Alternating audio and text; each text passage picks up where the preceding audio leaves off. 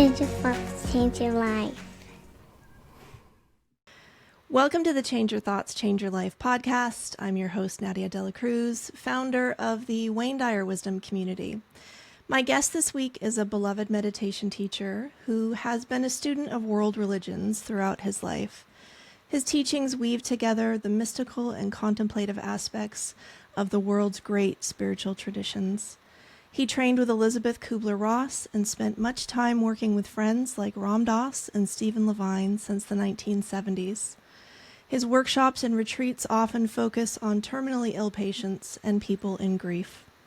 Dr. Wayne Dyer wrote the foreword to his book, Awakening from Grief, Finding the Way Back to Joy, which we'll be talking about today. John Welshons, thank you so much for joining me today. Nadia, thank you so much for inviting me. What a pleasure to be with you. So the first thing I want to tell you is that this book, Awakening from Grief, was the book I bought when my father died in 2019. That was the biggest loss I have experienced in my life. I was definitely looking for a different perspective maybe than what I was receiving in the world around me. And in fact, this was the only book that I bought on grief. So it is quite an honor to bring it kind of full circle and get to sit down and have this conversation with you today. Oh, thank you. Wow. Well, it's an honor for me, Nadia. And, Wayne's blessing on that book was such a precious gift to me. He was always so warm and gracious and kind to me. And, really, I think we share a great affection for him. Yeah. When did you first meet Dr. Wayne Dyer? Well, that's an interesting story. Oh, that's what we're here for. That's perfect. I met him briefly at a workshop that he did in Princeton, New Jersey, back in, I would guess, the early 90s. And in 1979, I was going through the breakup of a terrible relationship. And, it was one of those that should have broken up like years earlier, but we stuck it out. And it was just awful. And my former partner was reading Your Erroneous Zones. Aha. And every time I saw the book, I just hated the book, and I hated Wayne Dyer because I had a feeling that she was reading the book to help her get the courage to leave, right? And so her final coup de grace was the day that she was packing up and moving out. She packed all her books and everything in the car, and she came up one last time for one last look to see if everything was gone. And then she had Your Erroneous Zones in her hand, and she threw it at me. And she said, "I'll clean this up." She said, "You're such a jerk. Why don't you read this book? It might help you." And off she went. And that was the last I saw of her for a year, I think. But anyway, so that was, I think it was 1979. And ultimately, Nadia, I did read it. I picked it up. I had already been very connected with Ram Dass and not yet with Stephen Levine, but I had studied with Elizabeth Kubler Ross. But my relationship skills needed some polishing. And so one day, maybe a month or two later, I picked up Your Erroneous Zones and I started reading it. And I just got captivated. I thought, this is such a great book, and I didn't expect that. And then I started to realize, Wayne Dyer is not just a psychologist, he's a spiritual teacher. So, fast forward, I meet him briefly at a workshop in the early 90s. And then in 1999, just before Awakening from Grief was published, one day I had the thought to call Wayne and ask him for an endorsement. And I was talking with a man who at the time was a very popular and famous motivational speaker. who seemed to know everybody. So I called him up and I said, do you know Wayne Dyer? And he said, oh yeah. I said, do you know how I could get in touch with him? So he said, I'll find out. Next day, his secretary calls me and she says, here's Wayne Dyer's phone number. Now I'm thinking that it's his office, Yeah. and I'm going to talk to a secretary or something like that. So I call the number. There's no answer. There's no voicemail. There's no nothing. It just rings and rings and rings and nothing. I keep calling every now and then for about 2 months. One day, the phone is answered, and I hear someone whose voice sounds very familiar say, hello. And I went, oh my God, that's Wayne Dyer. And I said, Wayne? And he said, yes, who's this? And I said, well, my name is John Welshons, and I'm calling you. And I mentioned the person who gave me his phone number. And I said, I'm a friend of his, and he gave me your phone number. And he mentioned this person's name, and he said, how on earth did that person get my phone number? So I said, I don't know, but I don't want to bother you. So if we can just hang up right now if you want to. And he said, no, no, no. What did you call? So I started to tell him about the book, about awakening from grief. And he listened, and he was a little bit, understandably not defensive, but he said, John, let me tell you something.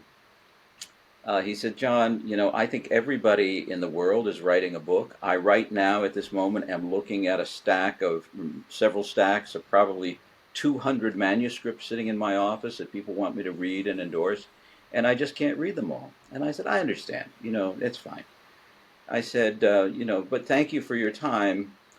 And somewhere I mentioned Ram Dass without any particular intention, and Wayne says to me, you know Ram Dass? I said, yeah. He goes, oh my God, how is he? Because this was, not too long after his stroke, maybe 2 years after the stroke. And he goes, I love Ram Dass. He's like my greatest hero. I didn't know that. So anyway, then he said, then the heavens opened. And then he said, send me your manuscript. I'll do my best to take a look at it. I did. And like 3 days later, the fax machine sprang to life. And here comes a fax from Wayne with an endorsement for the book. And then when we did the second version, which was about 3 years later, I asked him if he'd be willing to write the introduction or the preface, forward, I guess it's called. And he said, sure. In the meantime, I had met him. I'll just tell you one other wonderful story about him. I went up to meet him at a workshop in Los Angeles. And when I introduced myself, he went, oh, John, I love your book. And he gave me a big hug, and he said, do you have any with you? And I said, well, I have some in the trunk of my car. He said, go get them, put them on the book table next to my books, and we'll sell them. And I sold like 100 books that day at his workshop, because then he stood up on stage and he held it up and he said, buy this book. And of course, everybody says, Wayne Dyer says, buy the book, I'll buy the book. Yeah. So that was the kind of person he was, just extraordinarily kind and gracious. And that was, I guess, that was our first real meeting at that workshop in Los Angeles. But I saw him many times after that on Maui, sometimes with Ram Dass. He'd come over and visit, or he would go out to dinner with us, or whatever. It was wonderful. Yeah, One time I just ran into him. I was jogging on the footpath in front of his condominium at Kaanapali Beach.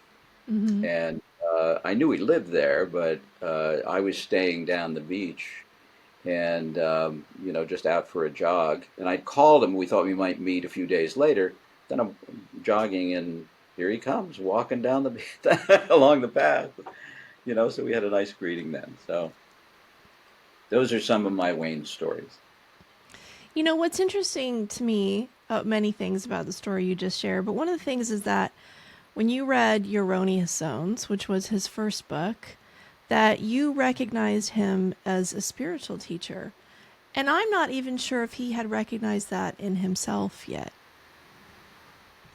Well, I mentioned that to him, Nadia, when I first met him, and he said you were right, but I didn't know that at the time.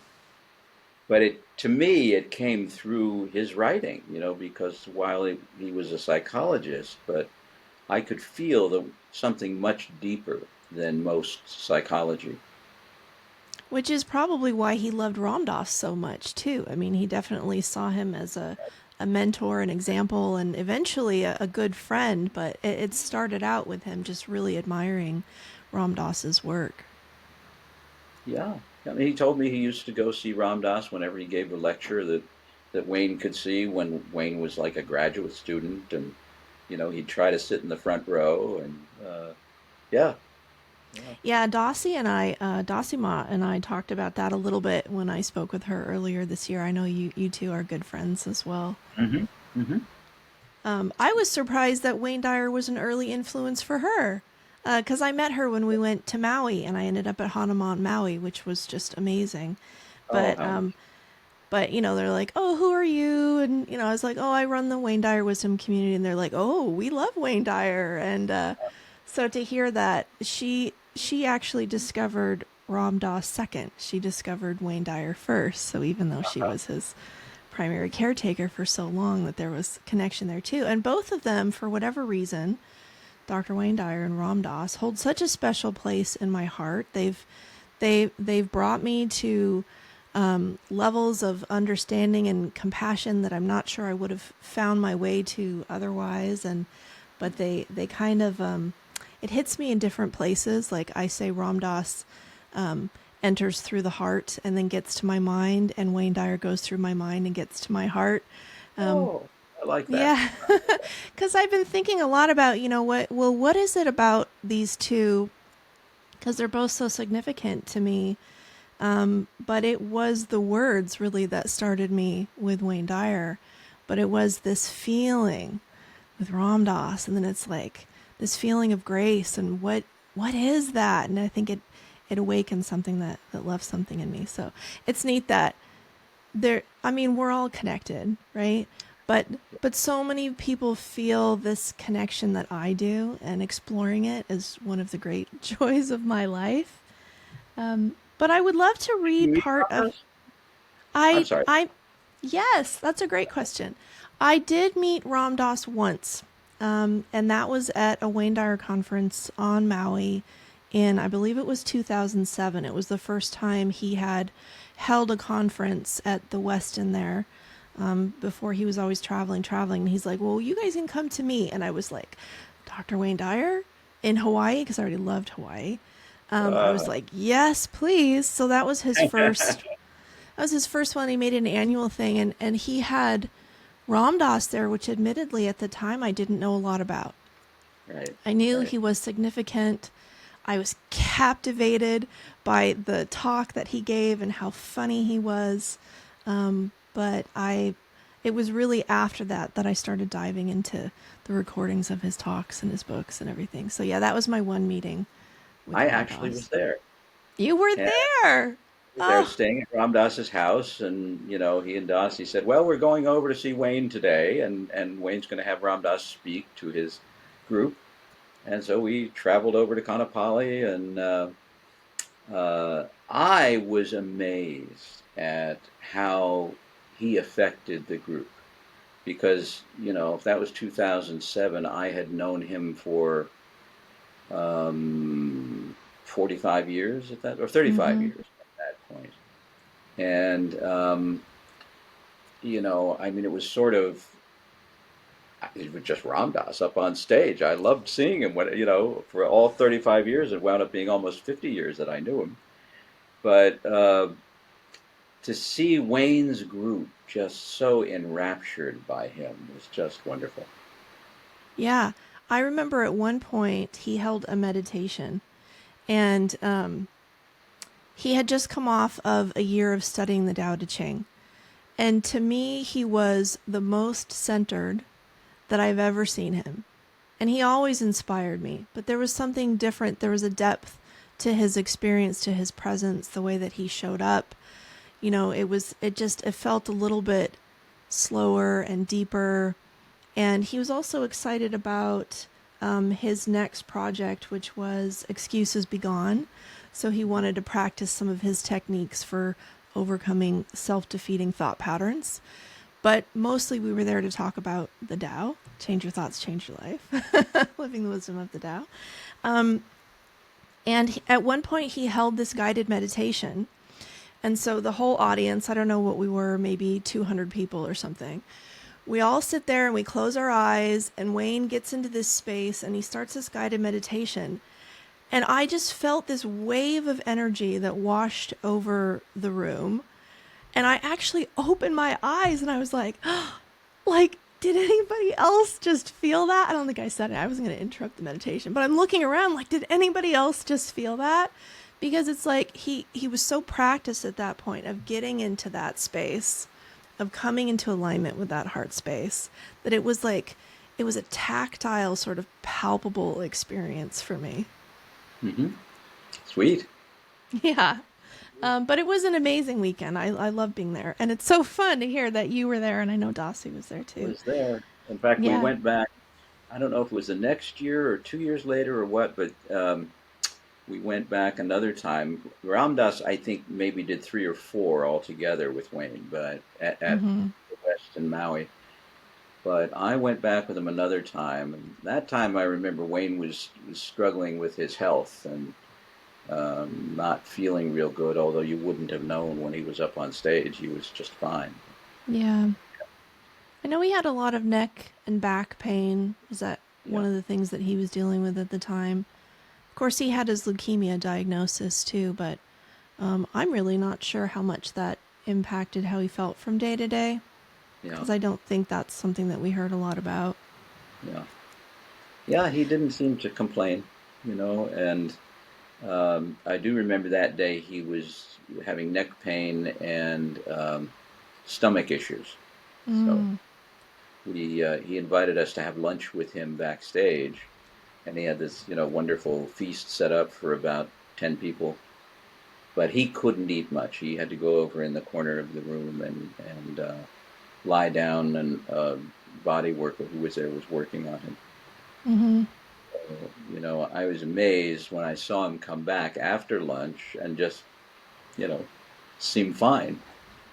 But, pop back up in front of the audience, and And I saw Ram Dass do that a number of times. After his stroke, he had a lot of physical discomfort and physical complications. And sometimes he'd come down in the morning, and I'd look across the room at him, and he'd be, sitting in his wheelchair at the breakfast table and just kind of slumped down and looking. I say, "You okay, Ram Dass?" And he'd just say, "A really bad night, But then somebody would come to the house to see him, and the doorbell would ring, and somebody would go answer the door and say, "Oh, Ram Dass, that's so-and-so coming to see you." And I'd turn and look at him, and suddenly his face was full of color, his eyes were bright, and he was all like, "Ram Dass." And they'd come in, and, he would never let on that he was struggling and suffering. It was quite amazing. It must be a lot of pressure to have so many people wanting to see you, showing up for a talk. I can't remember exactly where I heard it from, but I remember Wayne Dyer talking about one time, I think he was getting ready to record a PBS special, and the audience is all out there, and he was in terrible pain that he actually ended up on the floor, and he couldn't move. And he was asking for his wife, Marcy, even though they were separated at the time, because she was the one who could calm him down and help him to feel better. But I can just imagine the pressure of sort of being that famous, I guess, and wanting to serve and wanting to show up, but we're all human, and so we have our good days and our bad days. And, it's like, if I have to cancel something, it's not affecting that many people. But if you're Wayne Dyer or Ram Dass and you have to cancel something, And, like Wayne was saying, there was millions of dollars resting on his ability to show up for this. Everything that was set up in place, if they had to stop it, a lot would be lost. So I wonder if, I think it was a combination of kind of wanting to fulfill that, but also I think the audience would bring something out in him that would energize him, and sort of he would respond in kind. Yeah. I mean, the guru that Ram Dass met in India, we call Maharaji. His name was Neem Karoli Baba. But I've had many times in my life where I'm feeling like I can't do it, and I just have to turn to Maharaji and say, I need your help because I can't do this. And then, there it is. So, I always felt, and Ram Dass really always felt that, like when I first met him, he would say to people who would come up and say, I was just so blown away by your lecture, and I've never felt anything like that before. And Ram Dass would just say, if you feel that coming from me, that means Maharaji loves you. Oh. Don't blame it on me. Don't get it twisted. This is coming from the source, right? That's right. Yeah, that's right. Yeah, I'm going to remember that. And Maharaji had his own health issues, didn't he? Well, I guess. I never met Maharaji, so I heard about him through Ram Dass in 1971, and then I met Ram Dass in 73. As soon as I met Ram Dass, I made arrangements to go to India to meet Maharaji. Mm-hmm. But he died before I got there, so I missed him in that form. I mean, he was a mysterious, enigmatic human being. So, and he died. I think he maybe was 73 years old when he died, but nobody was really sure. It's a little confusing. He's a bit of a mystery, but he left quite an impression, didn't he? That is still making waves today. He did, yeah. Waves of love. Mm-hmm. Okay, well, I wanted to read part of the foreword to your book, Awakening from Grief. Can you believe it's been 20 years? That's just mind-blowing how time just keeps moving. Blink of an eye. Blink of an eye, yes, but all in perfect timing. So Dr. Wayne Dyer's foreword, I'm just going to read a little bit here. It says, I recall my first conversation with John Welshons in which he told me about the book he had just written, Awakening from Grief. While I was intrigued by the idea of finding the way back to joy in moments of deep disappointment and sorrow, I was just as impressed with the man himself. We talked about our mutual friend and mentor, Ram Dass, and when I hung up the phone, I said to myself, this is a man who walks his talk, who lives his passion, and if I can ever be of assistance in his work, I would be honored. Yeah. And he carried through with that. Yeah. Mm-hmm. Mm-hmm. And it's so neat having heard that story from you directly of how you called him on his phone number and he's like, I got a lot of books here, and you can imagine a lot of people wanted something from him, but yeah, reached his heart. To this day, I don't know how we got his home phone number, but it was a miracle. I guess so. Yeah. Okay, so you mentioned, Nadia, I was going to ask, you mentioned that book was helpful to you when your father died? Yeah. Yeah. You want to talk about that at all? So my father died in April of 2019, and I've talked about it frequently probably on this podcast because it's something that's ever present with me, of course. In a way, it's also something that drives me. Which is interesting in the context of talking about grief, because I think it did bring me to an awareness of the preciousness of life and how fleeting it can be, and it made me feel a little bit more courageous to do some of the things that scare me and to live while I'm here. But I was receiving so many messages. So I'm going to read a quote here because this one really touched me, and it's from the book, and it says, Every time people have said to us, don't cry, be strong, keep a stiff upper lip, don't think about that, let's talk about something more pleasant, here, have a drink, you'll feel better, they have taught us not to grieve. And boy, was I hearing a lot of those messages, and it did not sit right in my body at all. And I'm one of these people who I kind of wear my heart on my sleeve. I feel things deeply. I've always been more sensitive. I used to think it was a curse. It took me a long time to figure out it was a gift. There's so many gifts that come with that. But it just felt intolerable to me to stuff it all down and pretend it wasn't there and pretend it didn't happen. So that time was a bit of a blur, honestly.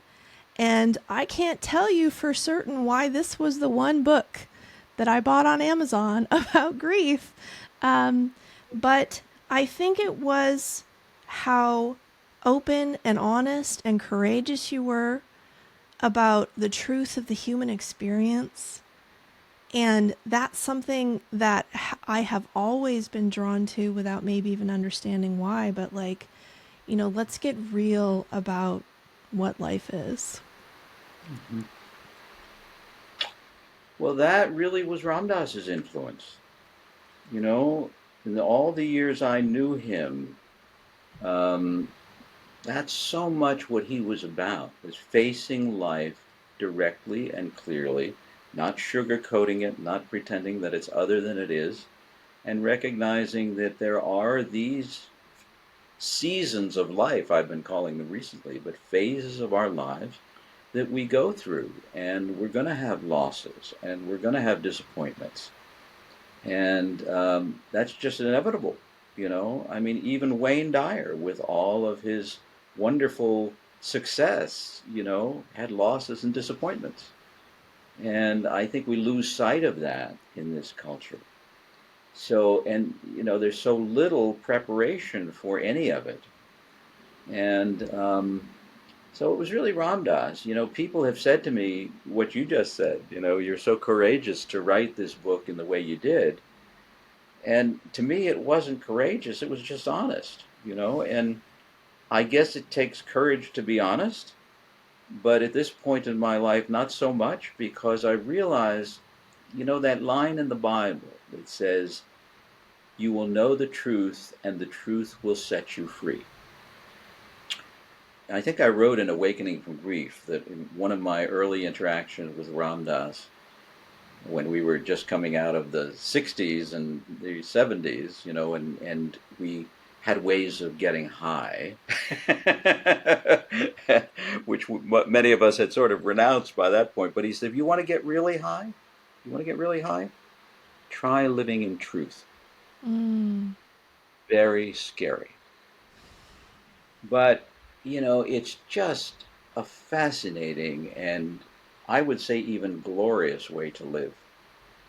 And not, you know, and you learn to handle it judiciously and prudently. Like sometimes people mistake living in truth for saying whatever comes into their mind or what they think, and winding up hurting people's feelings and, you know, not being particularly kind.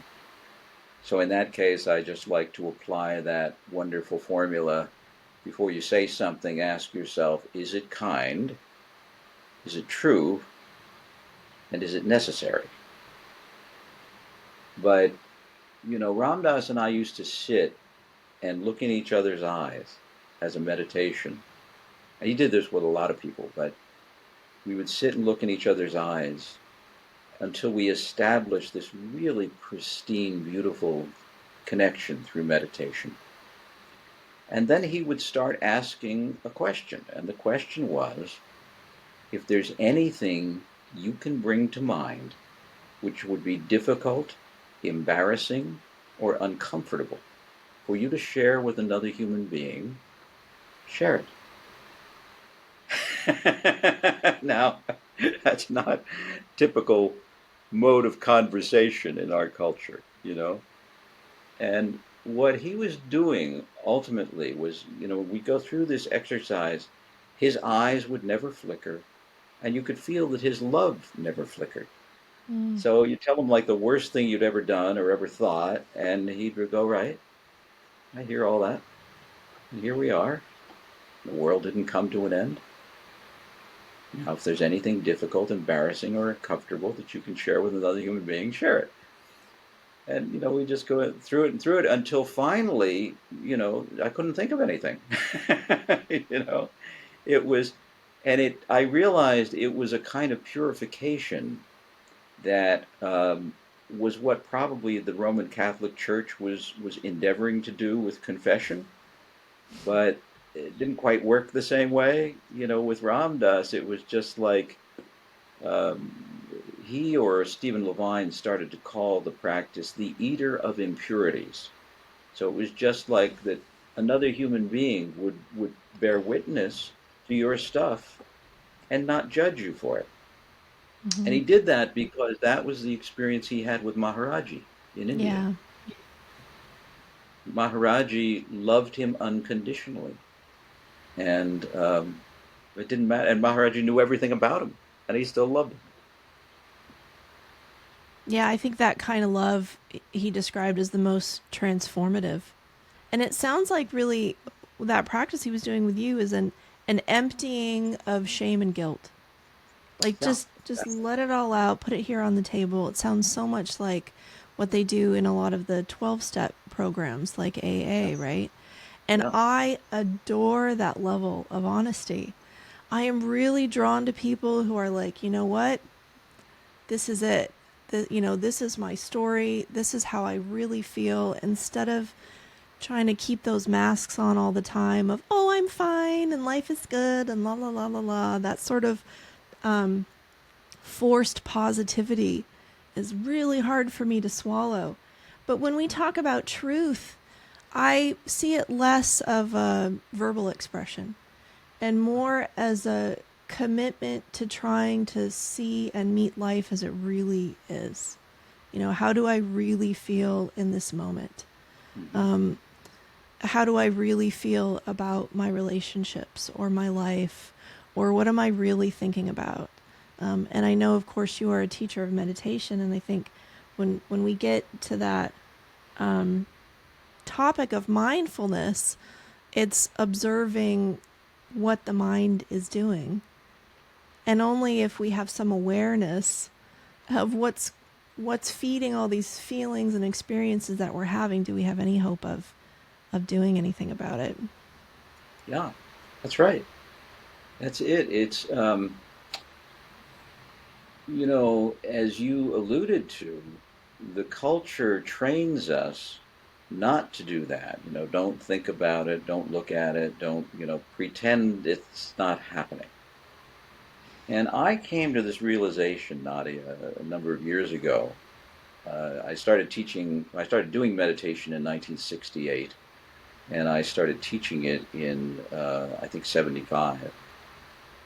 And a few years into teaching meditation, it started to become clear to me that everybody who came to meditation class was secretly thinking that they were uniquely insane. you know, they would sit there and look, and why did you come to meditation class? Oh, I'm a little stressed out, right? Or one woman, I've always remembered this expression. I said, "What brought you here?" She said, "I suffer from brain race." So I thought, well, that's a Oh, great expression. But the truth is that all our minds are like that. They're just chaotic. One teacher said they're like a screaming, barreling madhouse on wheels, and that's the way the human mind is. It's chaotic. It's judgmental. It's not rational. We have to learn to think rationally. We have that ability, and so we call ourselves rational beings. But the human mind is not inherently rational. The human mind is full of fears, irrational stuff, all sorts of crazy thoughts that just come into your mind, and you think, oh God, if I think that, I must be an awful human being. But I started to see my own mind as like a compost heap. It was just generating compost all the time from the subconscious, from previous incarnations, from fears and desires, and it doesn't make sense. So it's really I think, a misunderstanding to think that enlightenment happens in the mind. It happens when the mind is quiet. Mm-hmm. And it's really the arising of the recognition of our own true nature. So it's something that's always with us. We don't lose enlightenment. It's one of the things that I really liked about the Zen training, Mm-hmm. which is that most spiritual paths are seen as an ascent up a mountain, sort of. That image is used often. But in Zen, they just say, no, your job isn't to become enlightened. Your job is to stop pretending you aren't, because you have Yeah. all of the raw material. You got everything you need to be enlightened. There's a part of you that already is. And when you look at that place in yourself where you were, even as a child, you said a few minutes ago, not feeling comfortable in this world, in the perspective that most people are feeding you in this world. I think that's usually an indication you're an old soul and you've been through this a number of times, and you've got more perspective on it than most people have. Mm. It's interesting because I was just a teenager when I heard Dr. Wayne Dyer speaking on PBS. I think I was watching it with my dad at the time. I'm not Uh-huh. even sure who turned it on. But at some point, I just became fascinated. And when I think back on that, it seems so strange that at this time in my life, when I was arguably more concerned with friends and clothes and boys and, getting into college and whatever else was coming up next in my life, Yeah. why was I so interested in this kind of self-help, spiritual conversation? And I honestly don't know. I think it just hit something that I was in alignment with, and I carried it with me for the rest of my life. And I still think it's a little bit bizarre because so often people will come to that later after they've had more experience in life and they find things are a little bit unfulfilling and they're like, okay, I'm moving into this stage of meaning. But for me, it hit me so young, and I'm actually really grateful for that now. Because I had that sort of guiding force. The first one was Norman Vincent Peale, The Power of Positive Thinking. I read that He book in high married my school. parents. What was He was that? he married my parents. He He presided at their. married your parents. Yeah. It's a small world, let me tell you. So, wow, Norman Vincent Peale. So I remember having this book as a teenager, and that was the first time that I received the message that you could have any control over your thoughts at all. I really thought it was just this runaway train that you couldn't do anything about. You just tried to have good intentions, and that behavior was everything. And Norman Vincent Peale was the one who planted that seed that said, you know what, there's more going on to these thoughts, and you have more influence over this than you think. And then along came Wayne Dyer. So I had been primed for that. Hmm. So when he's talking about the potential of your life, nobody had told me. Everybody talked about, fear and limitations, and this is what you can expect, and don't set your sights too high. And he was giving me a very different message, and I don't know, maybe I would have found it one way or another, but that was the doorway for me. You would have, but that was the doorway for you. Hmm. And how did you get hold of the book, The Power of Positive Thinking? Gosh, I have no idea. I don't know. I don't know if I got it from the library or I bought it. I think it had a blue cover. I remember seeing it in the house. Uh-huh. Um, but yeah, that's a very good question. Maybe it fell from the sky. I don't know. It was just time for me. Sometimes they do. When you need a message, it Yeah. comes. Yeah. Yeah. My dad gave it to me, Mm. and um, along with another book, because he was in AA, Mm-hmm. and that book was very popular in AA, and also Emmett Fox, a wonderful teacher named Emmett Fox, who wrote a number of books, but the most popular was called The Sermon on the Mount. Mm-hmm. which was just his metaphysical interpretation of the Sermon on the Mount, and just a beautiful book. So you might check that one out sometime too. Mm-hmm. I will. I have not read that one yet. Um, but yeah, it's so interesting how all of these connections, they overlap so much and bring us together. Um, Now, in the book, you talk about many of your own experiences with loss of varying kinds from a young age, but why grief? So you studied world religions, which is fascinating to me. Um, I think I would love. I have not studied that in college, but I think that is a program I would love to explore because it's something I'm very curious about. So you studied world religions. And then you end up basically spending all of these years talking about grief and loss. And so why grief? What is it that motivated you to serve in this way? Wow, what a great question. Again, it was largely Ram Dass who he always worked as a kind of conduit who wove together the different elements of my consciousness and my life. Now, my mother had died when I was 18 in 1969, and she was 55. And she died at home, and in those days, 1969, no one had ever heard the word hospice. No one knew what that meant. It wasn't a concept that existed in our culture.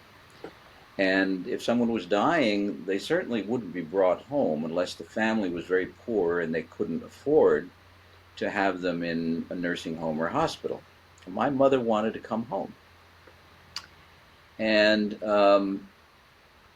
the story is in Awakening from Grief, but it was basically the doctor advised against it. He said too much of a burden on the family, but it wasn't. She was in our house, and at first we were all kind of freaked out, but then I started to spend time with her, sitting with her, holding hands, looking in her eyes, the way that I later would look in Ram Dass's eyes. And I started to see this tremendous light in her. And one day I was sitting on her bed, holding her hand, looking in her eyes, and she couldn't speak because she had a brain tumor. So she was aphasic, which meant her speech was impacted. So we were just silent together, looking in each other's eyes, holding hands. I see this light in her, Nadia, and I had the thought, that's the part of her that isn't going to die. And when I had that thought, she squeezed my hand, smiled, and nodded like, you got it, kid. You got it. And, she died like a day or two later. But it was such a powerfully transformative experience for me that I really had almost no grief about her death. And that was fascinating. I was so happy about what we had shared together that it was hard for me to drum up, some kind of woe is me, because we had connected in a way that everybody would yearn to connect with their parents, in just a moment, just a glimpse, just seeing that. So that was in the back of my mind, but there was nothing in the culture that supported that until I met Ram Dass.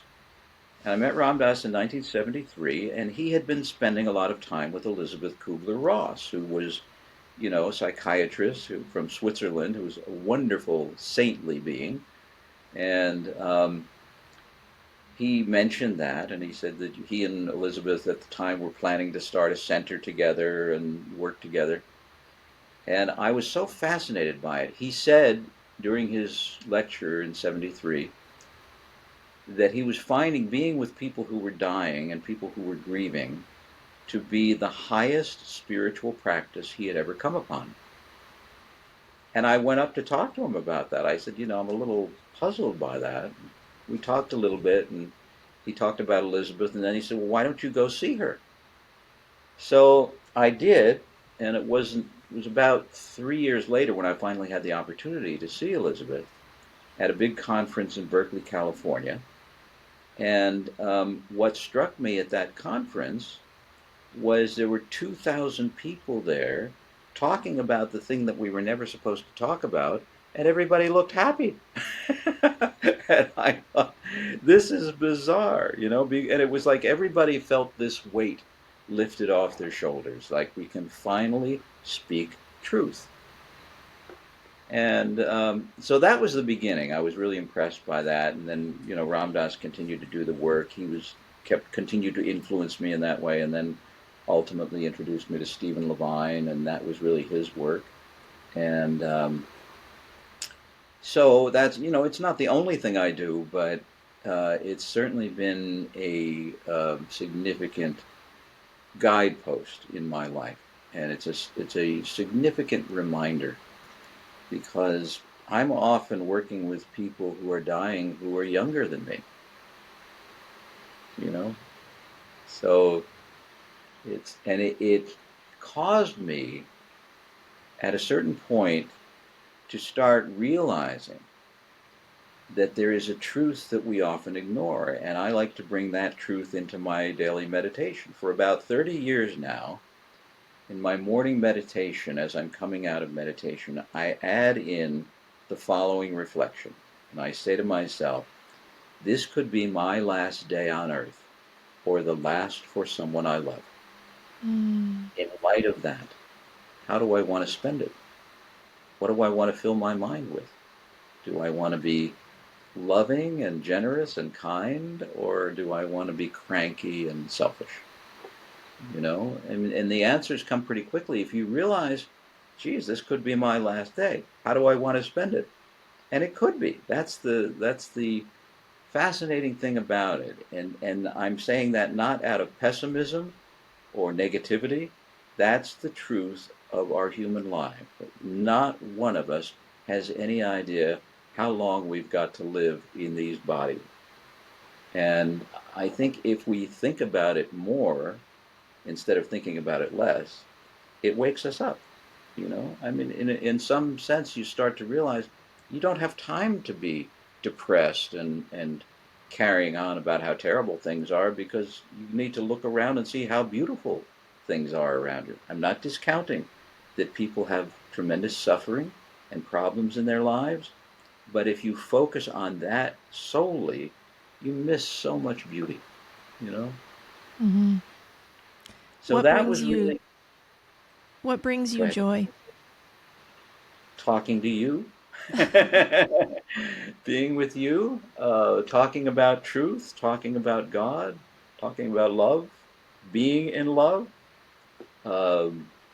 I think the natural beauty, we were talking about the view that we have from our condominium here on the hill in New Jersey, and it's just breathtaking. And we see these sunsets every night that are just mind-boggling in New Jersey, they're as good as sunsets over the Pacific Ocean.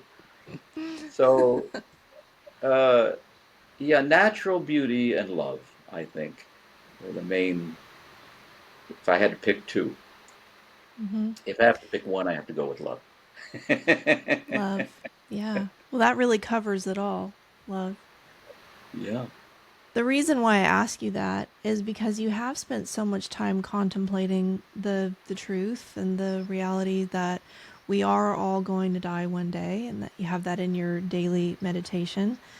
And what we've learned from Elizabeth Kubler Ross and Stephen Levine and Ram Dass and you and others is that if we can see things as they are and embrace our mortality instead of hiding from it and running from it, which is impossible, that it can enrich our experience of life.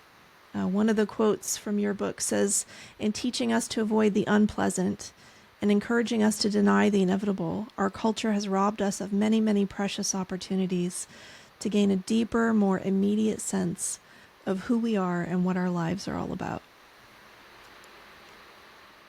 I wrote that? You wrote that. Or it came through you. I think it came through me. Yeah. Yeah, that's the best writing, I think, is Wayne knew that too, you know. He said Talked God about writes all the books and builds all the bridges. he used to wake up at 3:30 in the morning or something, and he's like, can I go back to sleep? And the voice would say, no, get up and write. Happens to me too. I find the early morning hours to be the best time for writing. Yeah, for me it's late night, but that's kind of that's the other side of the same coin because, once my family's asleep, my kids are in bed, and it's like the house gets quiet and it's easier to get in touch with how I feel and what's coming through me and let those thoughts and everything kind of flow. Get into the flow, really. The house is kind of so busy from the moment I get up. That morning meditation is difficult to make space for, but there's always space in the evening. So I treasure that time, that late night time. But then I'm a night owl too, so that works for me. I guess if I was habitually woke up early in the morning, it would probably feel very similar. Uh-huh. Uh-huh. Well, it's difficult to be a night owl when you're a mother. So, Yeah, congratulations. to each their own, right? No, we make it work. Life is always in flux, but yeah, being a mother is one of the great joys of my life. And I'm kind of amazed that I find time for anything else. But you got to follow what's in your heart, right? Yeah, yeah, absolutely. Absolutely. You wrote about the conference that you went to with Charlie Garfield and Elizabeth Kubler Ross, and that you Yeah. described them as fully alive and fully human beings, with deep compassion, profound honesty, and extraordinary willingness to look at the most difficult aspects of life and death. How we can use these difficult experiences in order to learn how to live. And I read that, and I think it really clicked for me that I think that's the underlying thread of what draws me to people, right? That's exactly what drew me to Ram Dass. It was that extraordinary willingness to look at the most difficult aspects of life. And if that was culturally the norm, I think it would be really transformative. But we may not be born into a culture that gives us these messages, but there are certainly teachers that are here to share that. I'm grateful for your teachings. I'm grateful for your books. I'm grateful for your experience that brought this to us. And it really seems like it was part of the awakening of the 60s and 70s that we started looking at life and death and suffering a little bit differently. I think that's kind of so amazing because I didn't even know you guys were all friends. You know what I mean? Like, it kind of reminds me of, transcendentalism, where there was it was a fairly small group of people that got together, but made a big impact on kind of a new way of seeing things. So Yeah. what's it been But like think to be part of that? what's it been like to be part of it? It's been mostly grace, you know, Mm, mostly, all of the things that happened in the 60s. It was pretty wild, but it was so creative and such an amazing awakening. And, one of the things I remember just revisited recently was Paul McCartney talking about a song that Brian Wilson of the Beach Boys wrote called God Only Knows. And Paul said it's the most beautiful song he's ever heard. He's written a lot of beautiful songs himself, but he said that song never fails to cause him to cry. And when he hears it, he has the thought, my goodness, how did we get that good and where did it go? Because whatever that creative thing was that was happening in the 60s and a little bit into the early 70s, but it did kind of dissipate. And maybe it was just, you can't sustain it because a lot of it was fueled by psychedelic drugs and caused a lot of people like Brian Wilson to have really serious mental problems. It's like forcing your way into a heaven realm when you're not really prepared for it. So it was a mixed blessing in that sense. It was incredibly uh, rejuvenating and vitalizing to be a part of it, but realizing that we lost a lot of people along the way, and that whatever it was, that was a blip on the screen of the evolution of consciousness. But it's manifesting now, Nadia. I mean, what you're doing, so many younger people so drawn into this. Sometimes I sit down and I'm speaking to someone who's like in their late teens or early 20s. I'm thinking, how do they know all this now? This is amazing. But that's what I meant when I said I really think that, whether you subscribe to reincarnation or not, it does seem to me that there are souls who come into this life who are much more attuned to just yearning for truth, and Hmm. and recognizing it when they see it and hear it and feel it. Yeah. Hmm. So it's Yeah, there's, been. go ahead. I was just going to say it's been an amazing journey, and I'm very grateful for it. And I think the same thing. Like, how did I get to hang out with Ramdas? How did I get to hang out with Wayne Dyer, Hmm. Stephen Hmm. Levine, Elizabeth Kubler Ross? I don't know. Hmm. It just all kind of happened organically. Your paths aligned. It seems like there was kind of this pilgrimage to the East looking for answers to the things that didn't sit right with us here. Like, there's got to be another way. So I feel like so many brave souls ventured out to try and find answers or another way, or somebody's got to know what's going on. I know in terms of psychedelics, Ram Dass had talked about that. Like, they had read the Tibetan Book of the Dead, and they're trying to like find this roadmap of what is it that we stumbled on here with the psychedelics, and what does it mean, and how do we navigate this? They're like, somebody must know, which he tried to ask Maharaji, and yeah, I don't think he quite got the answer he thought he was coming for, but there's these ripples from that we've brought a different way of looking at things. Like you said, hospice is now a thing. Yeah. Meditation. Who hasn't heard of meditation and mindfulness? That I don't even. It was not that long ago that it wasn't part of the cumulative consciousness. Yoga, there's yoga everywhere. Like, all of these things that sort of emerged out of that time, I think the ripples are still there. And like they say, when the student is ready, the teacher will appear. So you find people of all ages today that are feeling something and they're like, there's got to be another way. They come across something, they have a lot of answers. I know a lot of young people especially are finding Be Here Now, and tuning into Ram Dass's work, and really just kind of looking to find a way to maybe even just be more at harmony with what we are, or see what we are. So I Yeah. definitely see it continuing. It's not quite the same landscape as it was before, but it's still here. I mean, it didn't transform the world like maybe people thought it would, but it did make big changes that we have not seen the end of. Well, I was writing, I have two other books that I wrote too.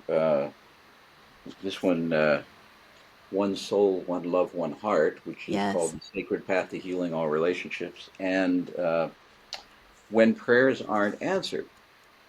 And it's opening the heart and quieting the mind in challenging times.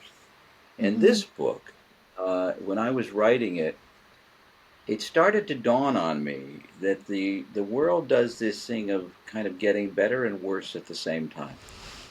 And I think it's just the polarity of the energies.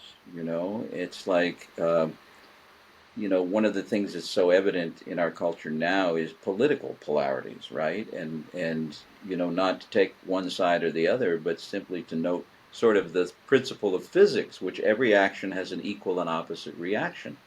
So if you pull really hard in this direction is going to get pulled really hard too. Mm-hmm. And that's why one of the interesting things about the East is cultivating this equanimity and centeredness, so that you're not so attached. You know, you may be identified with one side or another. I mean, to me, I want to be identified with the side that's more loving, if there is a side, and that means giving love to everybody. So, it's a you talk to the great teachers like the Dalai Lama, he always says, keep talking to each other.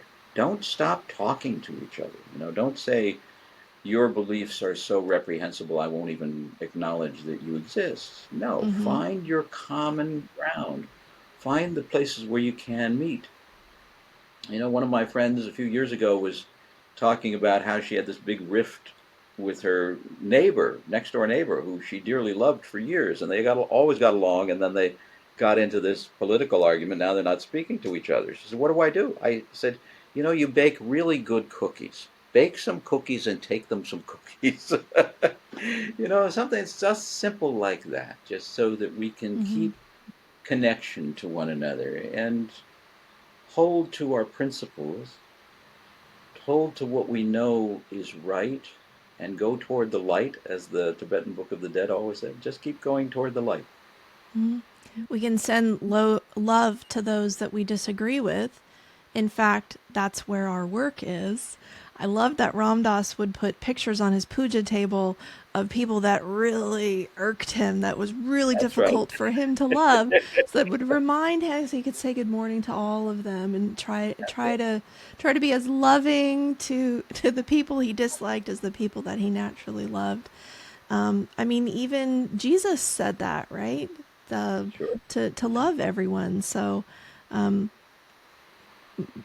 that's the heart of the practice. That's the heart of all of our practice. I can't think of anything deeper than that. And I know Ram Dass, towards the end of his life, his mantra was about loving awareness. I am loving awareness. I am loving awareness. And I think it just, if you can take nothing else from his teachings, but to become that embodiment of loving awareness, that it would solve so many of the things that we think are problems in our lives. Yeah. He wrote the foreword. Sorry, go ahead. I just said so true. I was agreeing with you. Yeah. He wrote the foreword to One Soul, One Love, One Heart. He did. The book that you just brought up. And just a piece of that says, "When I read this book, I feel like it is coming from my own heart.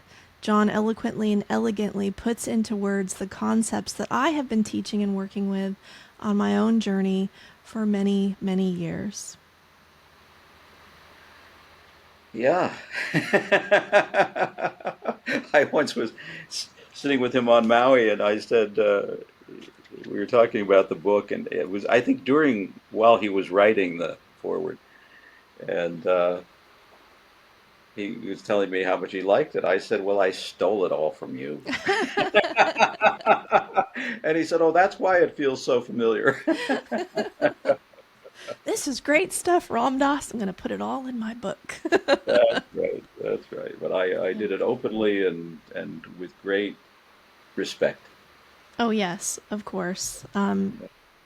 So before we leave today, I wanted to leave everybody with one final thought, and it is the final paragraph from Dr. Wayne Dyer's introduction to Awakening from Grief. It says, "Awakening from Grief by John E. Welshons will help you to heal your heart and rediscover your infinite inner resources. If you honor the spirit of this book, eventually you will come to know in your deepest intuition that everything that has happened in your life has happened not to make you eternally sad, but to help you recognize that you are eternally loving, eternally joyful, and eternally at peace. May God bless you on your own inner journey of awakening from grief." Dr. Wayne W. Dyer. Oh, wow. So sweet to hear that. I'm grateful for Dr. Dyer. I'm grateful for Ram Dass. I'm grateful that you came into my life when I needed it. This book, operates like offering a hand of kindness to someone in their darkest hour. And what a personal joy for me to sort of come full circle and get to sit here and ask you these great questions about your life and your teaching. So thank you for spending this time with me. Well, thank you, Nadia. And just let me say that, I do a lot of interviews, and sitting here for an hour with you has been just glorious, just wonderful.